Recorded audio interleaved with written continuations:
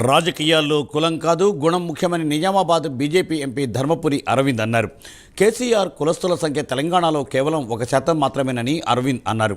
తెలంగాణ కోసం కొట్లాడారని కేసీఆర్ను గెలిపించారని అరవింద్ చెప్పారు. 10 ఏళ్ల తర్వాత కేసీఆర్ ఆయన పిల్లల గుణం బాగాలేదనే ఓడించారని అరవింద్ అన్నారు. గుణం బాగాలేకపోతే కేజ్రీవాల్తో పాటు ఇతర పార్టీలను కూడా ఓటర్లు ఓడిస్తున్నారని అరవింద్ విశ్లేషించారు. ప్రధానమంత్రి కాకంటే ముందు ఆయన ప్రధానమంత్రి అభ్యర్థిగా వచ్చినప్పుడు నాకు గుర్తున్నది, దేశవ్యాప్తంగా హోర్డింగ్లు వచ్చినాయి. ఆమె హిందూ నేషనల్ అని.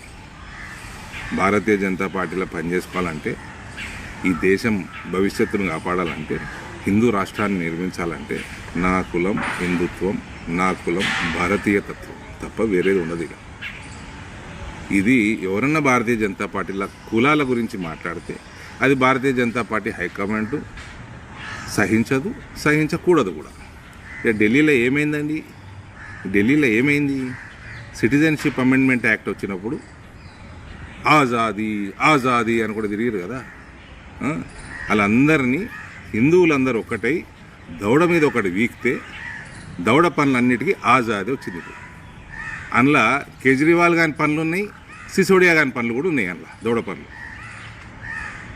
కేసీఆర్ కులం చాలా పెద్దదని ముఖ్యమంత్రి అయిందండి. కేసీఆర్ కులం సంఖ్య ఎంత అండి? 1% ఉంటుంది, కొద్దిగా అటు ఇటు ఉంటుంది. ఆయన ముఖ్యమంత్రి అందుకే అయిందండి, కులం పెద్దదని అయిందా? తెలంగాణ రాష్ట్రం కోసం కొట్లాడిండని కేసీఆర్ని ముఖ్యమంత్రి చేసారు. ఆయన కోట్లు వేసారు. 10 సంవత్సరాల తర్వాత ఈ కేసీఆర్ దిక్కుమాల గుణం ఉన్నది, కేసీఆర్ కంటే పోరగానలేదు, కేసీఆర్ పోరగానలేదు, ఇంకా దరిద్రపు గుణం ఉన్నదని ఓడగొట్టి. ఇక్కడ కులం కాదు గుణం ముఖ్యం రాజకీయాలలో. ప్రధానమంత్రి కాకంటే ముందు ఆయన ప్రధానమంత్రి అభ్యర్థిగా